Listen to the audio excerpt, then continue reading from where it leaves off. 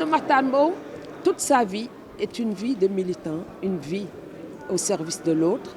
On l'a défini tout à l'heure par Abdoulaye Elimane Kane, les professeurs aussi, Souleymane Bachir Diagne.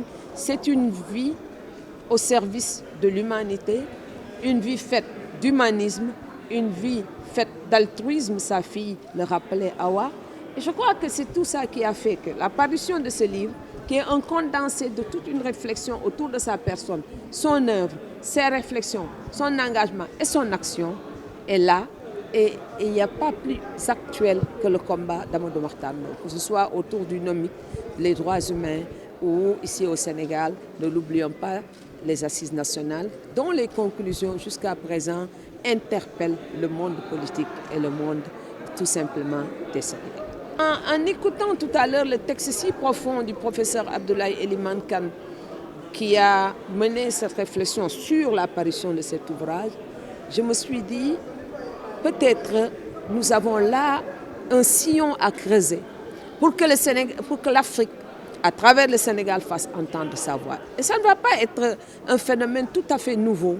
Et Amadou Mahtar Mbow, qui est l'incarnation, qu'on le veuille ou non, de cette vision à la fois humaniste et citoyenne, parce que ça ne date pas d'aujourd'hui, peut servir valablement de catalyseur autour de ces idées. Le monde est dans une phase, je ne dirais pas de récession seulement économique, mais dans une phase aussi où il y a un affaissement de la pensée et un affaissement de, je ne dirais pas de l'idéologie, mais tout simplement d'une générosité en idées pour permettre au multilatéralisme, au monde, aux relations humaines de rebondir.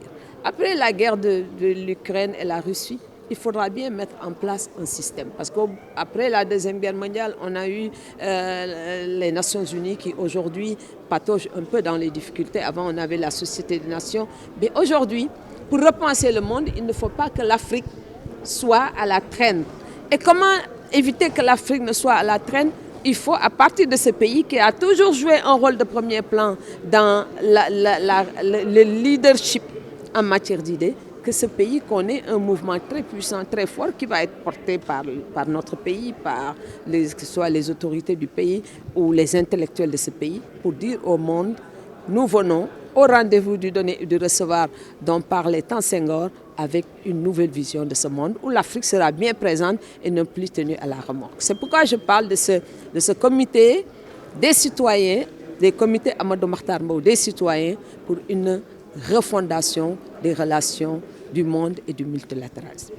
La genèse du livre, ce sont les différentes communications qui ont été faites durant le colloque sur le centenaire. Pas seulement les communications, mais je suis frappée par l'interview que donne Thierno Diop, qui vient de nous quitter, qui a été directeur de cabinet d'Amadou Mahtar Mbow et qui a été son aîné aussi de quelques années. Thierno Diop, son interview, ça montre tout simplement qu'Amadou Mahtar Mbow n'a laissé personne indifférente.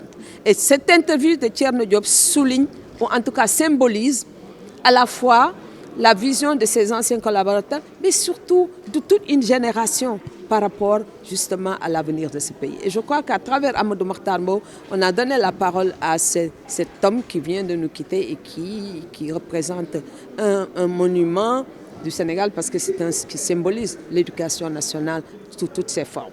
Et il y a aussi toutes les communications, mais les veilles binaires. Parce que pendant trois mois, on a eu des veilles binaires sur différents thèmes qui étaient largement suivis par des intellectuels de renom, des gens qui ont participé avec beaucoup de générosité et qui ont été inspirés par notre parrain, par le patriarche Amadou Mahtar Mbow. Ces webinaires aussi sont transcrits, résumés et se trouvent dans le livre. Ça veut dire que ce livre, contrairement au livre qu'on a sorti durant les 90 ans, est une combinaison à la fois du système traditionnel ou de colloque avec l'ouverture sur les nouvelles technologies de l'information et de la communication, qui était un axe central de la réflexion d'Amadou Mahtar Mbow quand il était à l'UNESCO.